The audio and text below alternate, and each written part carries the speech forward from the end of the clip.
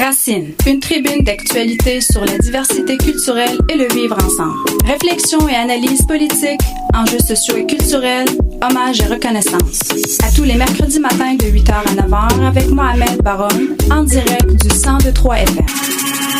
Bon matin, chères auditrices, chers auditeurs. Plaisir de vous retrouver aujourd'hui au programme. On parlera de l'actualité politique sur le plan provincial et fédéral.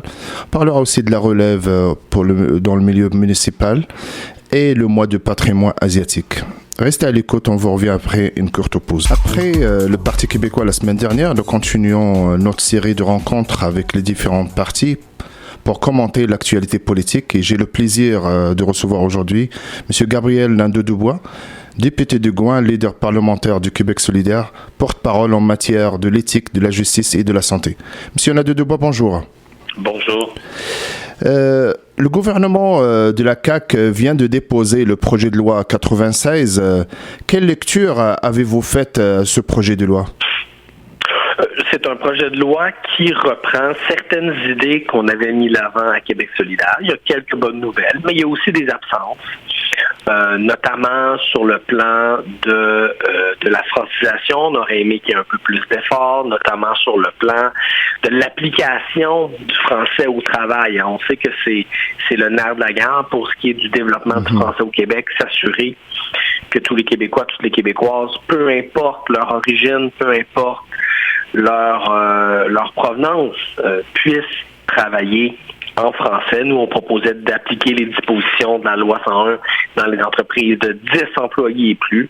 Malheureusement, ça n'a pas été fait par le gouvernement, mais on a plein de bonnes idées et on va continuer à collaborer avec lui pour essayer de bonifier ce projet de loi-là. Pourquoi, selon vous, le gouvernement de la CAQ prévoit l'usage de la clause dérogatoire malgré l'accueil quand même favorable de l'ensemble des partis à l'Assemblée nationale? C'est une bonne question et je n'ai pas la réponse. C'est-à-dire que c'est assez curieux quand même pour le gouvernement de mettre de manière, dans le fond, préventive la clause dérogatoire dans son projet de loi, alors qu'il ne semble pas y avoir à première vue là, de risque de contestation juridique de ce projet de loi-là. Moi, ce qui m'inquiète, c'est que on soit en train de banaliser l'usage très frivole de la clause dérogatoire, alors que c'est un outil juridique qui devrait être utilisé de manière, de manière équilibrée, et il faudrait l'utiliser de manière exceptionnelle. C'est un outil qui est légitime pour le gouvernement, mais il ne faudrait pas développer l'habitude de l'utiliser à tout vent. Et je suis assez surpris de voir que la loi, que la clause dérogatoire a été inclue dans un projet de loi qui, à première vue, représente pas vraiment de controverse, semble pas vraiment ouvert à des contestations juridiques. Moi, je pense un peu comme une stratégie de communication, une manière pour le gouvernement de bomber le torse pour protéger la langue française, alors que c'est pas nécessairement justifié. Pensez-vous qu'il est adressé plutôt à la communauté anglophone de ne pas agir ou de ne pas contester pour ne pas y arriver à ce qui est arrivé avec la loi 21? Ouais, la loi 21 brimait certains droits. Et c'est pour ça que le ministre Jean-Lin Barrette était bien conscient qu'il avait besoin de la loi, de la clause dérogatoire pour se protéger des tribunaux. Dans le cas de la loi 96, il n'y a pas de droits qui sont brimés. Donc, je vois vraiment pas pourquoi le ministre utilise ça. Ça m'apparaît une espèce, encore une fois, de stratégie de communication pour paraître courageux, alors que dans les faits, il n'y a pas énormément matière à controverse dans ce projet de loi-là. D'ailleurs, au sein même de la communauté anglophone, les réactions ont été assez modérées lors du dépôt du projet de loi. Exactement. Le gouvernement de la CAQ qui savoure un taux de satisfaction assez élevé, je présume qu'il gouverne comme un cavalier seul. Comment, pour vous, pour Québec solidaire, comment comptez-vous avancer vos idées, vos revendications sur des enjeux aussi importants comme le logement, la question de l'immigration ou même l'environnement? Pardon, j'ai mal compris votre question. J'ai dit le gouvernement qui savoure un taux de satisfaction très élevé. Comment comptez-vous avancer vos idées, vos revendications sur des enjeux comme le logement, la question d'immigration ou l'environnement? Le gouvernement, en effet, a les yeux rivés sur les sondages. Il se croit par moments, je pense, invincible. Mais nous, on ne lâchera pas. Puis on a des propositions concrètes à faire. Sur la question du logement, par exemple, on commence à faire des gains. Là. On est parti de très loin avec le gouvernement de la CAQ, un gouvernement qui refusait de reconnaître la crise du logement, refusait d'agir. Et là, quand même, on est allé chercher certaines victoires, des inspections obligatoires pour la plupart des immeubles dans une région comme Montréal, un renversement du fardeau de la preuve pour les fameuses rénovictions. Ça, c'est l'opération que font les propriétaires quand ils veulent expulser des locataires sous prétexte de rénovation. Donc, on est quand même allé chercher des victoires malgré qu'on avait un gouvernement qui était au départ très réticent à agir sur la question du logement. Donc, moi, ça me donne espoir qu'on est capable de faire avancer nos idées, qu'on est capable de changer les choses petit peu par petit peu, même si vous avez bien raison, on a un gouvernement qui est très peu à l'écoute et je suis le premier à le regretter. Les consultations sur l'élargissement de l'aide médicale à mourir sont ouvertes. Quel est le mandat de ce comité et les attentes de Québec solidaire? La commission a 2 mandats. Le premier, c'est de réfléchir à la question des directives ou des demandes anticipées d'aide médicale à mourir. Il y a des gens qui reçoivent, par exemple, un diagnostic d'Alzheimer, une maladie dégénérative très grave, et qui souhaiteraient pouvoir dire à l'avance que lorsqu'ils seront dans un état très, très, très avancé, où ils reconnaissent plus leurs proches, sont plus capables de se nourrir, sont plus capables de parler, sont plus capables de rien faire, il y a des gens qui souhaiteraient pouvoir dire, quand je serai rendu à ce stade-là, j'aimerais me prévaloir de l'aide médicale à mourir. Et en ce moment, ce n'est pas possible. Pourquoi? Parce que la loi prévoit que les gens doivent, juste avant de recevoir l'aide médicale à mourir, réitérer que c'est bel et bien ce qu'ils veulent. Or, quand on est rendu dans un état de dégénérescence aussi avancé, c'est souvent plus possible même de parler. Alors, c'est pour ça qu'on réfléchit à la question des demandes anticipées, le fait de pouvoir à l'avance faire une demande auprès de nos proches puis auprès de notre médecin de recevoir l'aide médicale à mourir si on sait qu'on va devenir inapte à prendre une décision. Oui. La deuxième portion de notre mandat, c'est au sujet de l'aide médicale à mourir pour les gens qui souffrent de troubles mentaux, donc des gens qui ont des maladies mentales extrêmement sévères, incurables, qui leur rend la vie impossible, qui cause des souffrances extrêmement dures au quotidien, des gens qui ont tout essayé, donc toutes les thérapies, tous les traitements, et qui, après des années, en arrivent à la conclusion que les souffrances sont intolérables. La question qu'on se pose donc à la commission, c'est est-ce que ces gens-là, en vertu de notre loi québécoise sur l'aide médicale à mourir, devraient pouvoir y avoir accès? Donc, on y réfléchit toute la semaine et c'est un mandat qui va se poursuivre encore dans les prochains mois. Un autre chantier aussi important, celui le projet de la réforme du droit de la famille. Quelles sont vos attentes de cette réforme? Allô? Oui, M. Dubois, je pense que je vous ai perdu. Un autre sujet, celui du droit de la famille. Le Québec entame une réforme très attendue. Quelles sont vos attentes de cette réforme? La réforme du droit de la famille, elle est attendue depuis longtemps. Hein. Ça fait longtemps que notre droit de la famille n'a pas été modifié. Et depuis sa dernière modification, la famille québécoise a changé. Hein. Il y a plus de modèles familiales.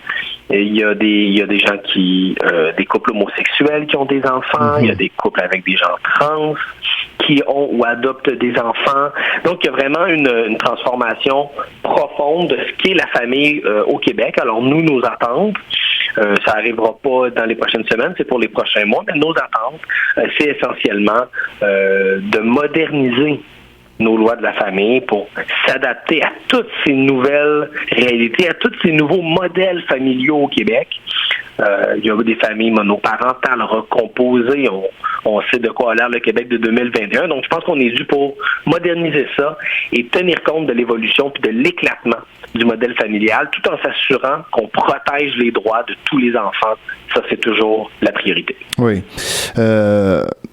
À peu près 15 mois avant les prochaines élections, est-ce que Québec solidaire vit des tensions internes? Comment vous gérez cette crise? Et puis aussi, j'aimerais savoir peut-être un petit mot sur le retrait partiel de Mme Massé. Québec solidaire est un parti où il y a beaucoup de débats. Hein. C'est pas nouveau, il y a toujours eu beaucoup de débats. Il y en a eu beaucoup dans les dernières semaines également. C'est des choses qui arrivent dans un parti où il y a beaucoup de membres, où il y a beaucoup d'énergie militante. Mais moi, je suis confiant qu'on est sur la bonne voie. Je suis confiant qu'on va se regrouper pour faire avancer notre projet de société, notamment la lutte au racisme systémique. Et pour ce qui est de Manon, il faut savoir que Manon, ça fait 45 ans qu'elle milite pour la justice sociale, pour le droit des Québécois, des Québécoises de vivre dans la dignité. Alors, elle était rendue à une nouvelle étape de son militantisme et donc, juste au retour du temps des fêtes, elle m'a tendu la main, elle m'a dit « Gabriel, j'ai envie de retourner sur le terrain. Est-ce que ça te tente de prendre le relais de notre équipe parlementaire à l'Assemblée nationale, de te lever face à François Legault et d'aller au prochain débat des chefs. » J'ai pris quelques semaines pour y penser, vous comprendrez bien. Oui. Mais après cette réflexion-là, j'ai décidé d'y aller et j'ai décidé de demander aux membres du parti leur confiance pour jouer ce rôle-là. Et ça va se passer au congrès de novembre prochain. Merci. Gabriel Nadeau-Dubois, député de Gouin, leader parlementaire du Québec solidaire, porte-parole en matière de l'éthique, de la justice et de la santé. Merci, au plaisir. C'est un grand plaisir. Au revoir. Au revoir. Racine, une tribune d'actualité sur la diversité culturelle et le vivre ensemble. Réflexion et analyse politique, enjeux sociaux et culturels, hommage et reconnaissance. Retour à l'émission, nous continuons notre lecture de l'actualité politique, cette fois sur le plan fédéral avec Mme Soraya Martinez-Ferrada, députée de Hochelaga à la Chambre des communes, secrétaire parlementaire du ministre des Transports. Madame Martinez, bonjour. Oui, bonjour, M. Mohamed, ça va bien? Oui, vous? Oui, merci de me recevoir ce matin. Super, ça fait plaisir. Considérant une réforme de la loi 101, le gouvernement du Québec vient de déposer le projet de loi 96. Comment votre gouvernement, le gouvernement Trudeau, a accueilli ce projet de loi? Bien, vous savez, nous, en février dernier, la ministre Joly a déposé un document de réforme déjà. Donc, on était déjà comme gouvernement dans une démarche de réforme de la loi sur les langues officielles. Et justement, en fait, c'est la première fois que le gouvernement reconnaît que le français, en fait, est en danger et qu'il faut en faire plus pour protéger, promouvoir le français, non seulement à l'extérieur du Québec, mais également au Québec. Mm-hmm. Donc, on était déjà partie prenante d'une démarche de protéger le français et de travailler à ce qu'il soit renforcé, parce que la réalité, c'est qu'on est des francophones minoritaires en Amérique du Nord. Alors, il faut vraiment, si on veut demeurer un pays bilingue, il va falloir qu'on travaille beaucoup aussi fort sur le français. Le premier ministre, M. Trudeau, a verbalisé qu'il est favorable à la modification partielle de la loi de la Constitution pour que le Québec soit considéré une nation et que le français soit la seule langue officielle au Québec. Jusqu'à quel point il y a cette ouverture et en même temps pour protéger la communauté anglophone du Québec? Mm-hmm. Ben, en fait, le premier ministre a été très clair là-dessus. D'ailleurs, je pense que c'est hier ou avant-hier, oui, que le Québec a le droit de modifier une partie de la Constitution pour souligner qu'ils sont une nation et une province où la langue officielle est le français. La langue officielle est déjà le français au Québec. On va évidemment s'assurer qu'on protège les droits linguistiques des minorités linguistiques partout au pays, incluant les anglophones au Québec. Ça fait partie de la loi, justement, sur les langues officielles, que celle que de protéger les minorités linguistiques partout au pays. Mmh. Un autre angle, celui de l'immigration, le Québec a adopté une approche qui est différente d'Ottawa. Quelle est l'importance quand même que le Québec participe finalement au programme de permis de travail ouvert transitoire? Mm-hmm. Ben, vous savez qu'on a une entente particulière et en fait spécifique avec le Québec sur l'immigration, et le Québec est lui-même responsable d'une grande partie du niveau de l'immigration, dont l'immigration économique. Ils sont d'ailleurs eux-mêmes responsables de leur propre niveau d'immigration. Moi, je constate, en fait, que je suis bien contente de voir qu'ils participent au permis ouvert transitoire. C'est un programme qui existe pour les immigrants économiques dans les autres provinces, puis ça se relève des compétences fédérales, mais en même temps, on travaille avec le gouvernement du Québec afin que ces programmes-là continuent d'appuyer le développement économique du Québec. Je m'adresse maintenant à Mme Martinez, députée de Hochelaga. Juste après la présentation du budget, vous avez notifié que Hochelaga et l'Est de Montréal seront au cœur de la relance durable, inclusive et verte. Comment et par quels moyens? Vous savez, l'Est de Montréal a d'énormes potentiels de développement. On a au-dessus de 30 millions de pieds carrés de terrain à développer. On a un lourd passé industriel qui fait qu'aujourd'hui, on se retrouve avec un territoire immense qu'on peut développer en technologie verte, par exemple, en développant des projets d'agriculture urbaine, en déployant des projets éventuellement résidentiels, de logement. On a le REM qui est annoncé par Québec qui s'en vient dans l'Est. Donc, on voit que l'Est de Montréal est un territoire à grand potentiel de croissance économique et de création d'emplois. Et c'est ça qui était reconnu dans le budget fédéral. C'est une première pour nous dans l'Est que d'être reconnu comme un territoire en croissance pour l'Est. Et on est très fiers de ça. Le transport est considéré un moteur essentiel pour le développement de l'Est. Par contre, il y a plusieurs divergences entre les différents partenaires. Quel rôle vous jouez, vous, comme député fédéral, dans la gestion de ce dossier, surtout en lien avec le REM et la ligne bleue? Vous savez, les projets de transport collectif sont de compétences locales, donc compétences municipales et provinciales, surtout provinciales. Nous, comme gouvernement fédéral, on est des partenaires financiers. D'ailleurs, on a fait une annonce historique sur le transport collectif. La ministre McKenna a annoncé 15 milliards de dollars pour le transport collectif partout au pays. Juste pour la ligne bleue, le fédéral a donné 1,3 milliard de dollars. Donc, moi, je suis convaincue, en fait, que l'ensemble des partenaires localement vont trouver des solutions pour le projet. La ligne bleue, on l'attend depuis longtemps. Et c'est une des lignes de transport qui va beaucoup augmenter finalement la mobilité des gens dans l'Est. Puis c'est un projet auquel on tient beaucoup.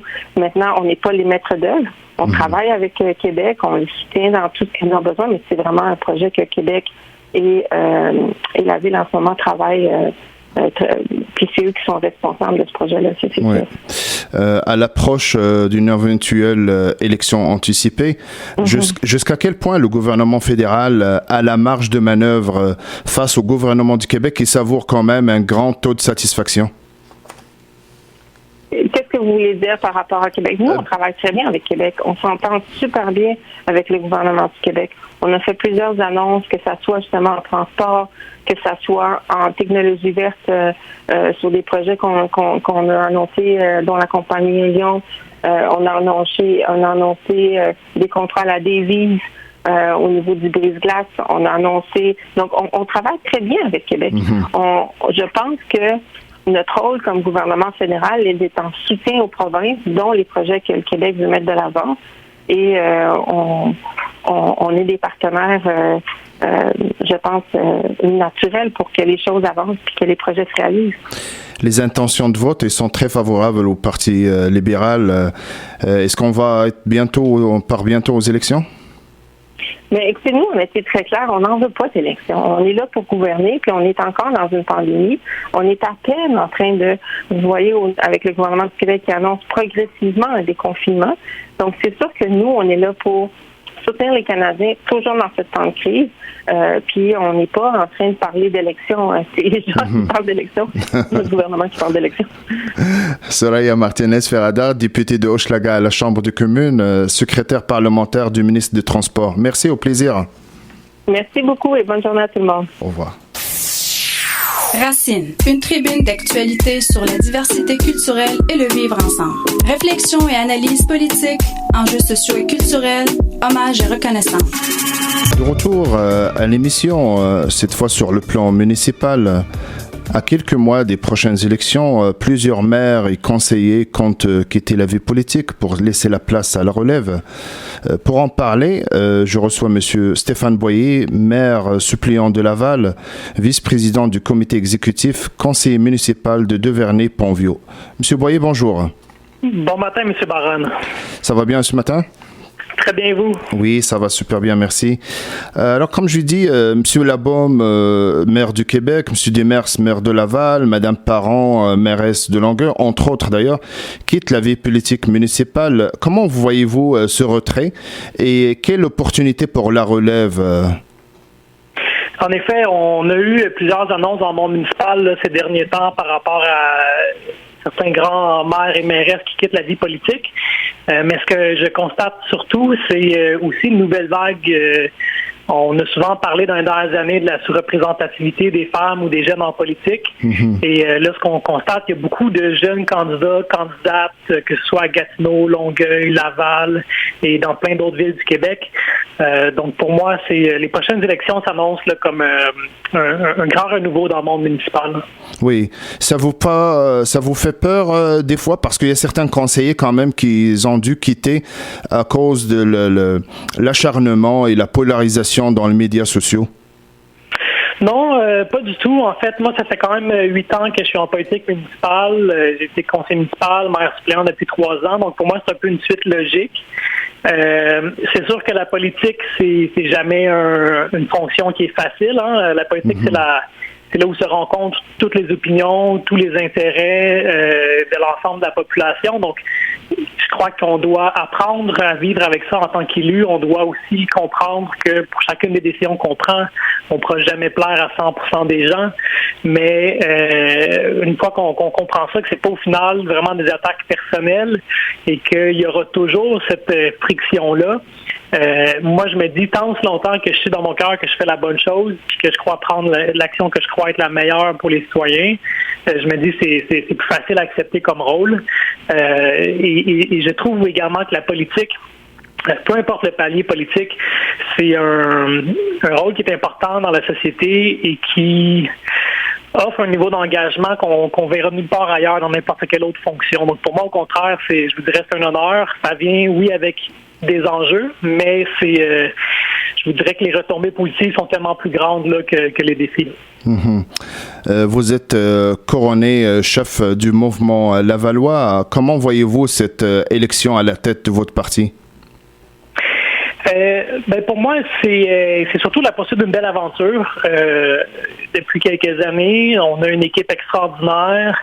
Laval est aussi une ville qui se développe très rapidement. Les citoyens sont de plus en plus engagés. On sent un sentiment de fierté qui revient à la ville. Donc, pour moi, c'est un honneur de pouvoir continuer maintenant dans un nouveau poste là, en tentant d'accéder à la mairie à l'automne. Mm-hmm. Et pour moi, c'est beaucoup une belle aventure là, qui s'en vient. Oui. Vous êtes actuellement, comme vous l'avez dit, maire suppléant de Laval. Quel est l'héritage de M. Demers, le maire sortant? Je vous dirais, dans les dernières années, Laval, il y a 2 grandes choses qui sont passées. La première, la ville s'est modernisée. On a investi de manière massive pour rénover nos infrastructures sportives, nos terrains de tennis, nos arénas, nos piscines, nos parcs. On a passé les aires protégées à Laval, les milieux naturels ont passé de 3-4% à plus de 12% de la superficie du territoire. L'économie va bien. On a mis en place de nouvelles façons de faire au sein des équipes de la ville. Donc, la ville s'est modernisée. Et l'autre grand accomplissement, je crois, des dernières années, ça aurait été aussi de corriger certaines erreurs du passé. On a récupéré dans les dernières années plus de 50 millions des entreprises qui avaient fait de la collusion suite à la commission Charbonneau. Mmh. Donc, je crois que il y a un grand pas à l'avant qui a été fait à Laval et maintenant, c'est temps de passer à l'action. Je crois maintenant qu'on a une ville qui est moderne, avec des façons de faire qui sont modernes. On peut regarder vers l'avenir. Puis, tu sais, Laval a un très grand potentiel et je crois que c'est important de le saisir. La question de transport en commun à Laval, c'est quand même un enjeu très important. J'aimerais ça voir, peut-être vous, je présume que vous allez solliciter les Lavalloises et les Lavallois pour un autre mandat. Qu'est-ce que vous allez apporter de plus et de nouveau, et surtout en matière de transport en commun? Oui, en matière de transport en commun, il y a plusieurs grands projets en ce moment. On est en discussion avec le gouvernement du Québec, la RTM, pour soit le prolongement d'une part du REM ou le prolongement de la portion ouest de la ligne orange pour ce qui est d'un mode plus lourd. On a également des chantiers qui s'en viennent sur nos bretelles d'autoroute pour implanter des voies réservées pour les autobus. On a des chantiers qui s'en viennent sur le boulevard Concorde, des Laurentides pour également des voies réservées pour les autobus. Donc, il y a déjà plusieurs projets. Les transports en commun, c'est souvent des projets de longue haleine qui prennent plusieurs années à se réaliser. Donc, mon intention, c'est de mettre à terme, de réaliser ces projets-là. Et il y aura certainement aussi, à l'automne, là, à l'approche de la campagne, certains engagements, des nouveaux engagements qu'on pourra révéler. À mon sens, une des choses qui doit être faite, c'est favoriser le transport en commun est-ouest à Laval. Traditionnellement, le transport en commun a été développé plus dans une logique où Laval est une banlieue, les gens se déplacent vers Montréal et reviennent le soir à la maison. C'est de moins en moins vrai. Maintenant, il y a près de la moitié de notre population qui travaille à Laval ou sur la Rive-Nord. Donc, il va falloir faciliter les déplacements est-ouest davantage. Oui, vous dites c'est moins en moins vrai, mais quand même, c'est une réalité quand même qui existe. Est-ce qu'il y a des arrimages, des discussions avec l'administration Plante pour que aussi, je pense que c'est un enjeu très important pour leur administration, le transport en commun et la mobilité? Oui, je vous dirais que via la RTM, où siègent les maires et les mairesses des principales villes du Grand Montréal, il y a justement ce lieu-là de discussion, de concertation sur la planification du transport en commun dans le Grand Montréal. C'est sûr que le transport en commun reste toujours un enjeu qui est souvent très politisé. Et à mon sens, c'est un défi. On le voit, par exemple, avec la ligne bleue. Ça fait des décennies qu'on parle de rallonger la ligne bleue. Mais si à chaque fois qu'il y a un changement d'élu au niveau municipal ou provincial ou fédéral, puis qu'on redéfinit des nouvelles priorités, souvent, ça remet, on recommence les projets à zéro, on refait des nouvelles études, puis on finit par faire du surplace. Oui. Donc, la RTM, ce nouvel organisme-là, entre autres, le but d'amener une nouvelle planification avec un peu plus de cohérence. C'est quand même un jeune organisme qui est encore en train de se développer, mais j'espère qu'il pourra prendre tout son rôle dans l'avenir pour justement qu'on puisse se mettre d'accord sur une vision de qu'est-ce qui devrait être développé, puis par la suite mettre la pédale sur l'accélérateur pour que les projets se réalisent. Parce que plus les projets tardent à se réaliser, plus on investit des sommes inutiles en études, plus on voit l'inflation des coûts. Et donc, à mon avis, tout ça doit cesser, puis on doit être plus agile quand vient le temps de faire des grands projets d'infrastructure, entre autres dans le transport en commun. À quelques mois des élections, les différents partis de Laval, ils présentent leurs candidats. Comment ça se passe jusqu'à maintenant de votre côté? Ça se passe très bien. On en dévoile régulièrement. Donc, d'ici quelques semaines, là, l'ensemble de notre équipe va avoir été annoncé là, publiquement. Je pourrais vous dire que déjà, là, on a une très belle équipe. On va avoir une équipe paritaire, même peut-être un peu plus féminine que masculine. Et on a aussi une équipe qui va être très diversifiée.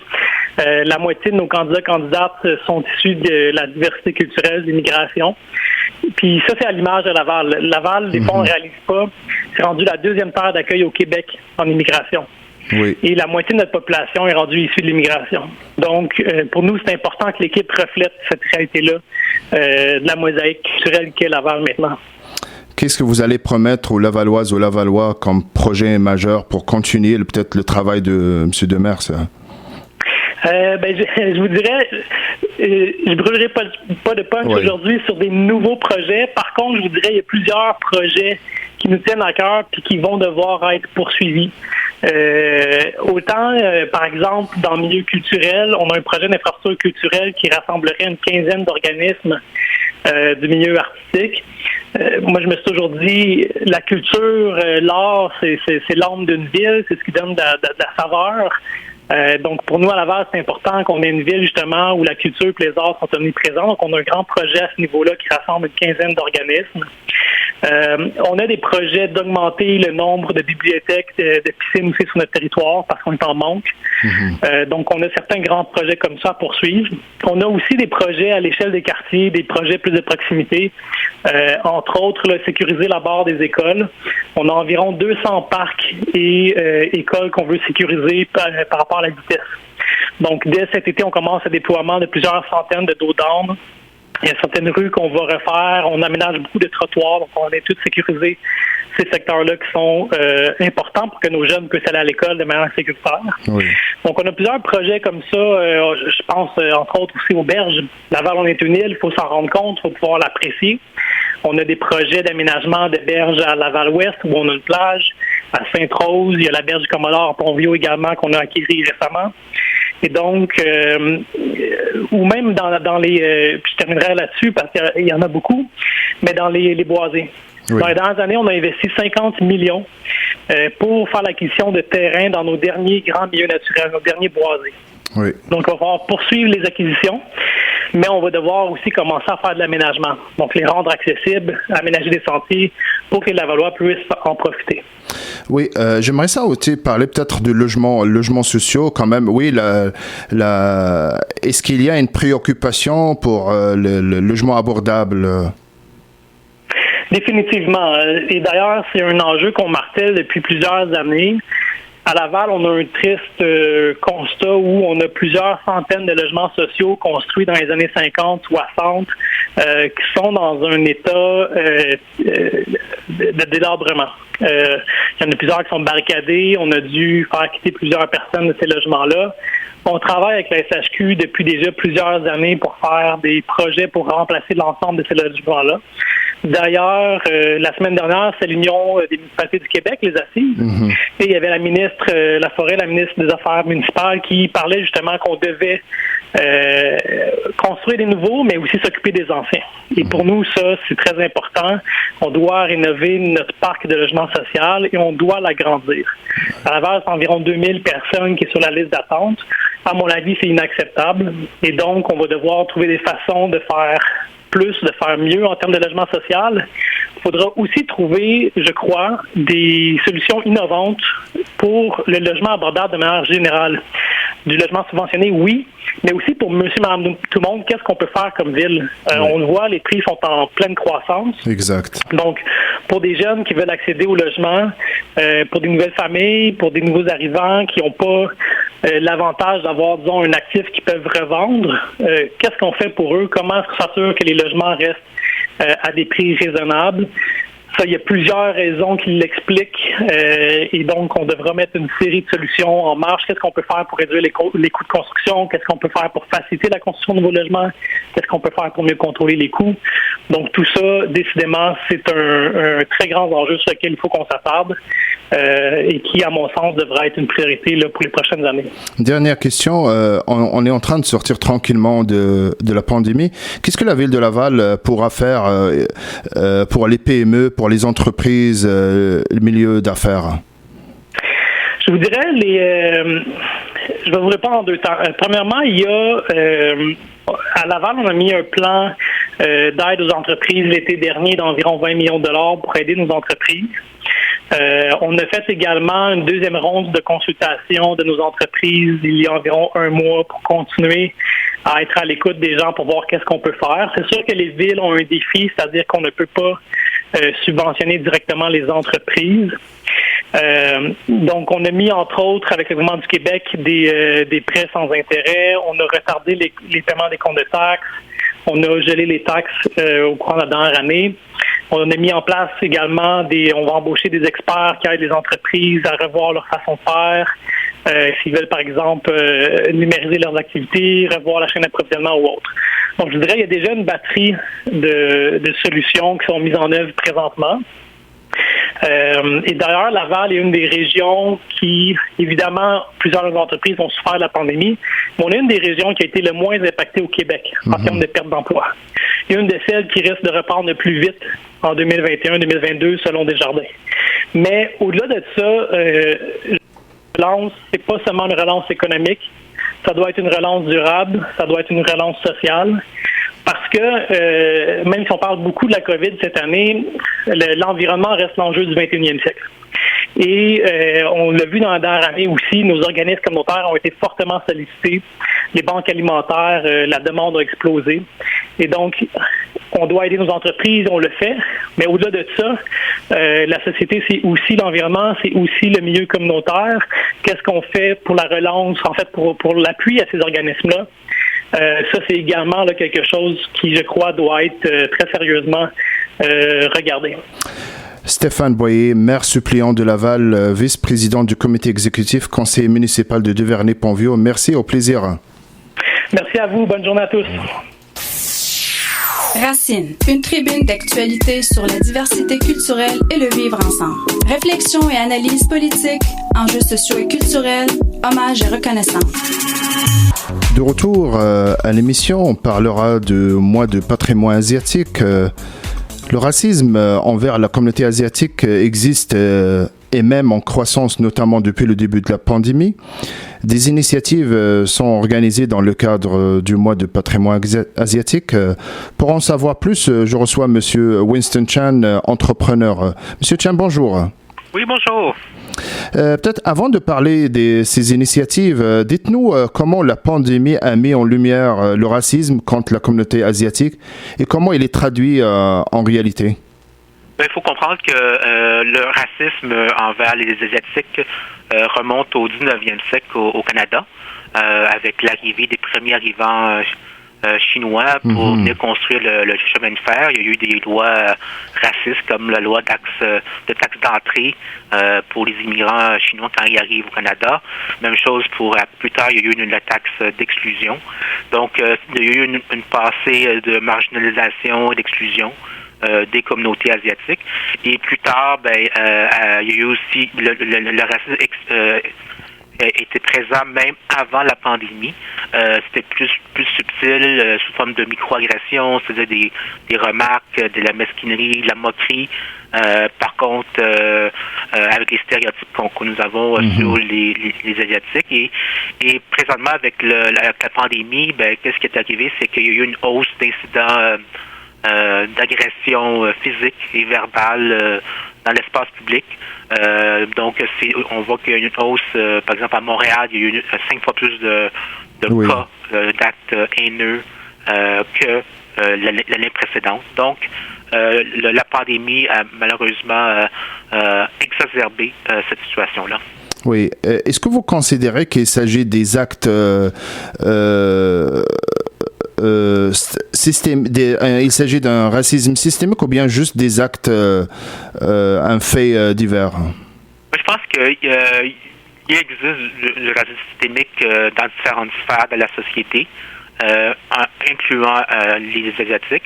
Ça ne veut pas dire que les gens ou les employeurs sont nécessairement racistes.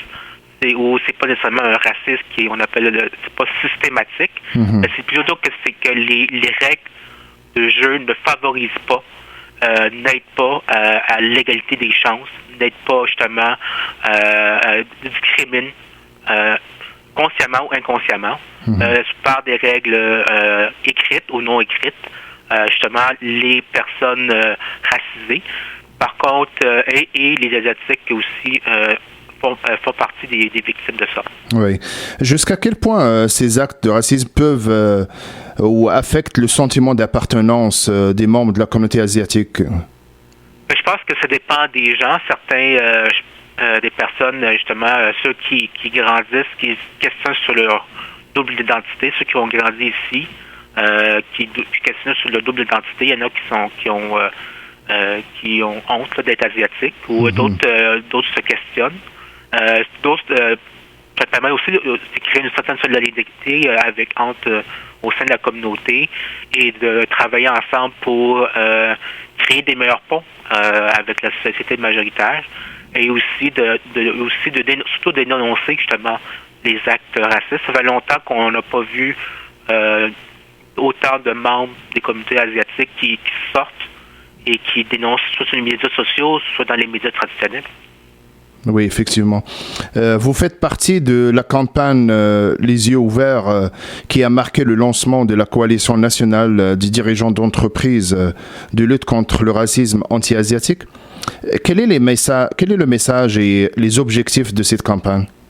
Oui, parce que le dernier budget fédéral a permis d'avoir des ressources justement à la Fondation des relations raciales d'établir justement un réseau national de dirigeants pour lutter contre le racisme anti-asiatique. Et ce vidéo-là marque le mois du patrimoine asiatique, mais aussi marque le lancement de cette coalition-là. Et le message qu'on veut envoyer, que c'est vraiment éduquer les gens, sensibiliser les Canadiens partout au Canada premièrement, du passé raciste et aussi que les Canadiens d'origine asiatique ne veulent plus rester silencieux, dénoncent ce racisme-là. Oui. D'autres initiatives sont aussi organisées dans le cadre du mois du patrimoine asiatique. La communauté des affaires chinoises a lancé un appel de solidarité envers le quartier chinois de Montréal. Quelles sont les avancées jusqu'à maintenant et surtout vos attentes? Oui, il faut comprendre que le quartier chinois, c'est un quartier historique, emblématique. C'était le premier quartier où, après la construction des chemins de fer, les Asiatiques, les Chinois ne pouvaient pas être propriétaires que seulement les maisons, les bâtiments dans le quartier chinois. Ils étaient confinés à ce quartier-là. Et aussi, malheureusement aussi, ils étaient confinés à certains métiers exigeants comme la buanderie, la restauration, dans le commerce. Et le racisme ratisse, puis c'est un phénomène qu'on voit un peu partout en Amérique du Nord. Donc, à Montréal, ça allait de la rue Beaver Hall jusqu'à la rue, presque jusqu'à la rue Saint-Denis. Malheureusement, le quartier ratisse. Et avec la pandémie, ça a beaucoup frappé aussi. Mais il y avait un problème de dévitalisation même avant la pandémie. Et donc, même depuis quand s'est déclaré à Wuhan le coronavirus, les commerces ont connu une chute de près de 80% de leur clientèle, donc des chiffres d'affaires de leur clientèle. Donc, qu'est-ce qu'on va avoir? C'est un cri du cœur qu'on nous a lancé. Et le 31 mai, la Chambre de commerce de Montréal, avec la Ville de Montréal, avec aussi le ministère de l'Immigration et de la francisation, avec les communautés, les parties prenantes du quartier chinois, on invite les Montréalais, les Québécois à participer à un dialogue dans le cadre d'un forum de relance économique du quartier chinois pour vraiment de créer un rapprochement interculturel entre la communauté asiatique et la société majoritaire. Oui, c'est intéressant. Comment inscrire ces campagnes de sensibilisation et de solidarité en moyen long terme pour éviter qu'il soit juste un passage? Eh bien, je pense qu'il faut tirer profit de cette crise. Faut se le dire. Comme vous savez, le caractère chinois est composé de deux caractères. Le caractère crise en chinois est composé de deux caractères. Un caractère, c'est le mot danger. L'autre caractère, c'est l'opportunité. C'est une opportunité aussi, je pense qu'au niveau de la police, c'est important justement de leur unité de lutte contre les crimes haineux, qu'il y ait plus de ressources, qu'il y ait plus de formation à la réalité des communautés culturelles, incluant les communautés asiatiques, où on amène les Asiatiques à dénoncer justement ce problème-là. Parce que si on ne dénonce pas, on ne connaît pas vraiment la réalité du problème. Alors, présentement aux États-Unis, la Chambre a adopté justement une résolution pour un projet de loi où est-ce qu'on facilite justement la dénonciation de ces crimes haineux envers les Asiatiques. Donc ça, c'est à court terme, c'est ça qui est important au niveau de la police. Mais à moyen long terme, c'est vraiment lutter contre les préjugés, comme par exemple par les campagnes nationales, mais aussi dans les films, dans la télévision, dans les arts, d'avoir plus de représentativité, meilleure place pour les artistes asiatiques. Et il y a plusieurs choses qu'on peut faire aussi. Il y a aussi de la lutte contre la haine en ligne aussi. On peut faire aussi dans les écoles, mieux équiper les professeurs, les enseignants, justement, éduquer nos élèves à lutter contre le racisme envers les Asiatiques. Donc, il y a plusieurs fronts qu'on peut faire. Mais aussi, le plus important, c'est de supporter les membres des communautés asiatiques qui ont souffert, soit par de microagressions, soit par des agressions verbales ou physiques, par rapport selon nous, des gestes discriminatoires ou des gestes racistes. Donc, c'est très important de pouvoir aussi supporter. Puis, présentement, il n'y a pas beaucoup de psychologues ou de psychothérapeutes qui sont d'origine asiatique qui comprennent cette réalité-là. Oui. Winston Chan, entrepreneur, merci, au plaisir. Merci de me recevoir. Au revoir. Racine, une tribune d'actualité sur la diversité culturelle et le vivre ensemble. Réflexion et analyse politique, enjeux sociaux et culturels, hommage et reconnaissance. C'est la fin de notre émission. Merci de votre écoute. Merci à Ronedi à la régie. Je vous donne rendez-vous la semaine prochaine à la même heure en direct de la station Radio Centre-Ville 102.3 FM.